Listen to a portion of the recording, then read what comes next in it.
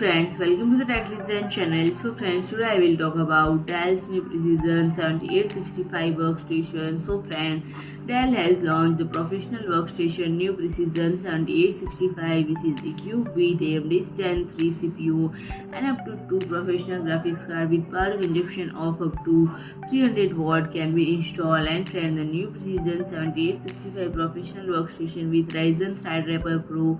The CPU is the Ryzen Threadripper PRO 5000 series, which uses the Generation 3 architecture and can support up to 2 professional graphics cards with power consumption of up to 300 watt. And furthermore, up to 1 terabyte of RAM and 56 terabyte of storage can be implemented, and complex creative processing can be conducted stress-free. And the base model has a Ryzen Threadripper PRO 5945WX CPU, DDR4-3200 ECC RDIMM, 8GB memory, and NVIDIA T400 graphics card, 256GB NVMe for storage, and 1350 watt power supply unit. And the operating system is Windows 11 Pro, and the network has 10 Gigabit LAN.